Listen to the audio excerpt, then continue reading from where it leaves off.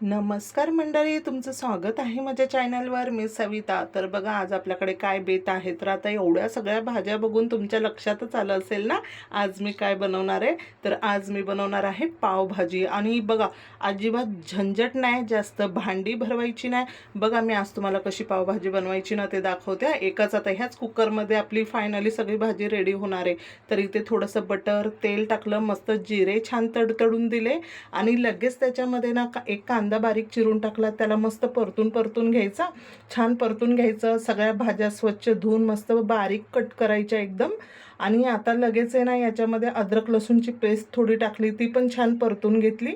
आणि इथे बघा शिमला मिरची, मटार आणि हे बीट बीट पण एकदम बारीक कट करायचं, कारण बीटने ना पावभाजीचा रंग खूप छान येतो आणि हेल्दी पण होते आपली पावभाजी.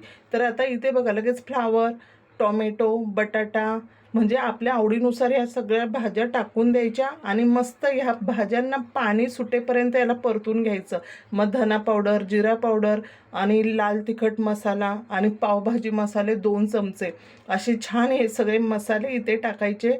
जिरा पावडर थोडी टाकायची आणि मस्त हे ना आता चवीप्रमाणे इथे मीठ टाकलं आणि छान परतून घ्यायचं. म्हणजे एवढं परतून घ्यायचं ना, याला आता पाणी सुटलं पाहिजे अशी ही सगळी भाजी ना मस्त परतून परतून घ्यायची.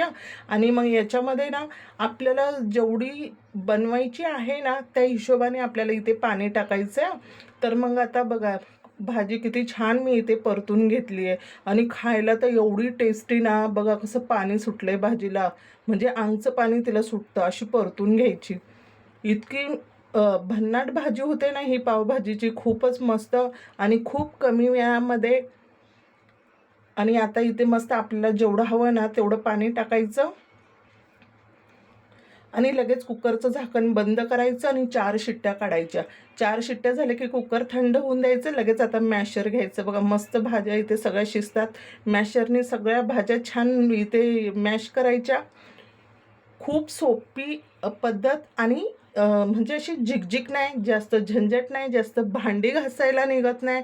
अशी एकदम शॉर्टकट ही आपली पावभाजी आहे बघा. आणि खायला तर एक नंबर आहे. म्हणजे जसं आपण बाहेर खातो ना एकदम तवा पावभाजी वगैरे असं खातो ना त्या पद्धतीने, म्हणजे त्याच्यासारखी त्याच्यापेक्षा सुद्धा भन्नाट लागते.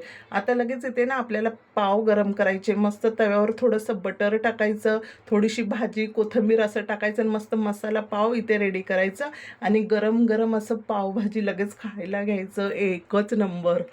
आणि आपल्याला बटर हवं असेल तर एक्स्ट्रा बटर त्याच्यामध्ये टाकायचं आणि मस्त ताव मारायचा. व्हिडिओ आवडला असेल तर व्हिडिओला लाईक करा, चॅनलला सबस्क्राईब करा आणि पावभाजी खायला या. बाय.